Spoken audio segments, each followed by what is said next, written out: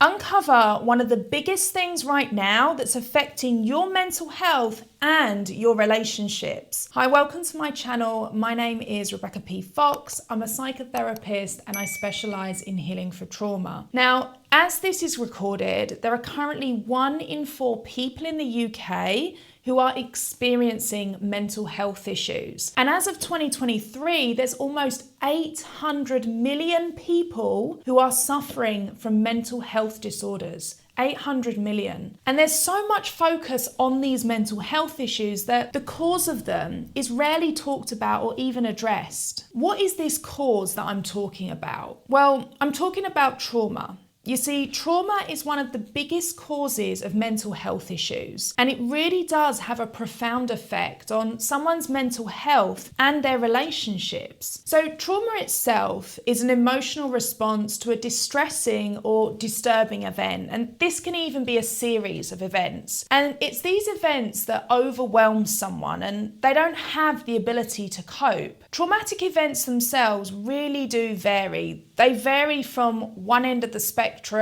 where we're talking about physical and sexual abuse, accidents, combat at war. Even the loss of a loved one is a very deeply traumatic event, and it's almost like you lose someone, this is to be expected, so you've got to get over it and just grieve and it's fine. But the reality of that is far deeper. Another thing that contributes to this is ongoing stress. This really is a huge factor. Now, ongoing stress can be things like childhood and intimate partner abuse. So if you were subjected to abuse throughout your childhood, this is classed as ongoing stress. If you're in a relationship where it's very abusive, this is ongoing stress. The same as bullying. Long-term illnesses is very stressful. And even the pandemic, such as COVID-19, this would have caused trauma responses in so many people. And again, there was a huge spike in mental health issues during that period, so it doesn't surprise me in the slightest. The biggest problem with trauma is that it causes daily difficulties in your life. And there's this misconception that those who are strong, they don't get affected by trauma. But the way that trauma affects you has nothing to do with how strong you are. You see, your reaction can depend on whether you've had previous traumatic experiences, other stresses in your life that contribute to it, and how much support you had during and after the event. And this is something many people don't think about, because the process that you actually take after what you've experienced, this really is key to your recovery and how impactful what you experienced is going to be for you. So when we're faced with traumatic events, what happens is our bodies react in a way that prepares us to respond. And this is an automatic survival mechanism that we all have, and we have no control over it. So you might have heard of fight or flight. So the fight response, this refers to as it sounds. We fight, we be defensive, we may protest. There's also that flight response, which is as it sounds. We run away, we want to escape, we want to get away from whatever it is that's causing us to feel uneasy. There's a freeze response, and this freeze response is as it sounds again. It's being unable to move or make decisions. And many people feel paralyzed when they're experiencing this kind of response. The next is fawn response. Now, fawn responses is when someone's trying to please or win someone over that's hurting you. And the first thing that may come to your mind is,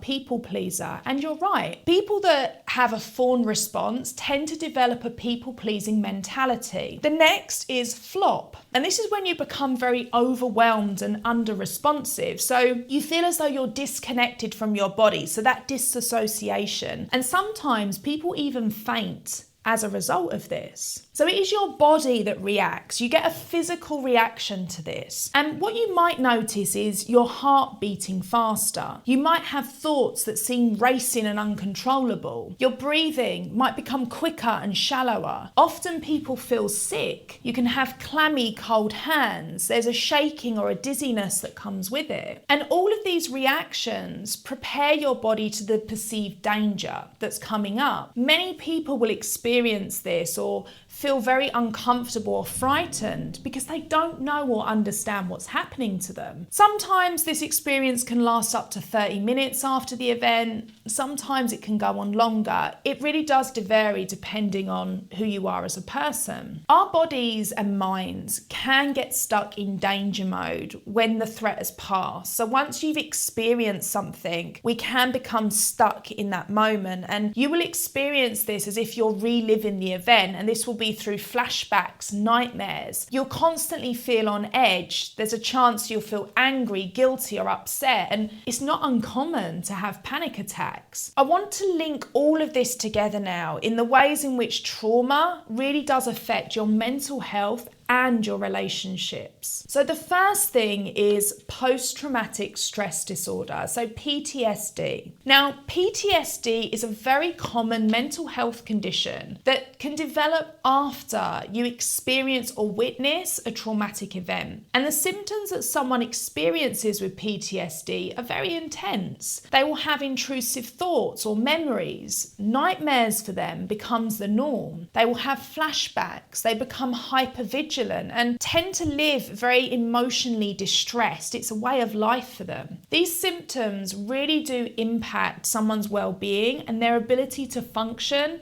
in daily life. Anxiety and depression. Anxiety and depression are very much an indication that your body has been through a level of trauma. Trauma will lead to the development of anxiety disorders and depression. People who've experienced trauma constantly feel on edge, they have difficulty concentrating, and have a persistent sense of sadness or hopelessness. Many people will address the anxiety or depression with medication or different types of therapies, but what gets missed is the core component of what creates the anxiety and depression, which is the trauma. They don't deal with the root cause, they just deal with the symptoms. Next is trust and intimacy issues. Trauma often undermines a person's ability to trust others. People who've been through traumatic experiences often have difficulty forming close and trusting relationships, and it doesn't matter how much they feel like they want a relationship. The truth is, it's very hard for them to actually do that. And a lot of that comes down to how they feel about being betrayed or hurt again, and they feel very vulnerable, like getting close to someone's going to create more pain. And the next is emotional regulation challenges. Trauma can disrupt the brain's ability to regulate emotions effectively. And people will experience intense and unpredictable emotions such as anger, fear, sadness. And it's these types of emotions that really do put strains on relationships and make it very challenging to maintain a stable mental health. And of course, that connection with your partner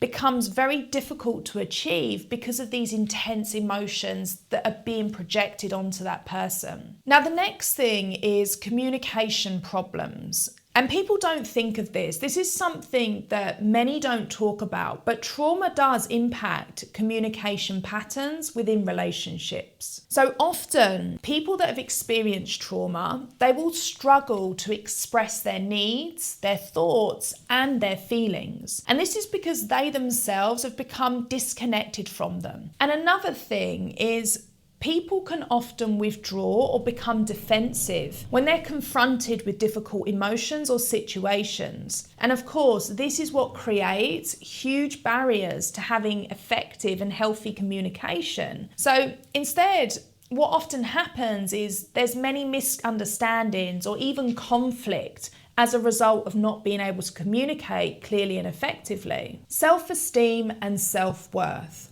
Trauma really does have a profound effect on someone's self-esteem and their self-worth. I often hear survivors blame themselves for that traumatic event, and they often develop feelings of guilt, shame, and worthlessness. And it's these negative beliefs about oneself that really hinder healthy relationships and again contribute to mental health challenges. Social withdrawal and isolation. Trauma survivors are highly likely to withdraw from social interactions, and they often isolate themselves from others. This is because they struggle with feelings of alienation. They will have difficulty trusting new people, and they will experience high levels of social anxiety. There is a big problem with isolation, and that is that it can really exacerbate mental health symptoms and hinders the development of any supportive relationships. I want to note here that everyone's experience of trauma is very unique and everyone responds very differently. Recovery from trauma is a complex and very much individualized process that does require professional support. But when you address any trauma-related mental health challenges, you will find yourself in healthier relationships, and you'll also have a very healthy relationship with yourself, and your mental health issues will seem to just completely vanish. Now, if you got a lot of value from this video, please hit the like button, subscribe to my channel, and if you know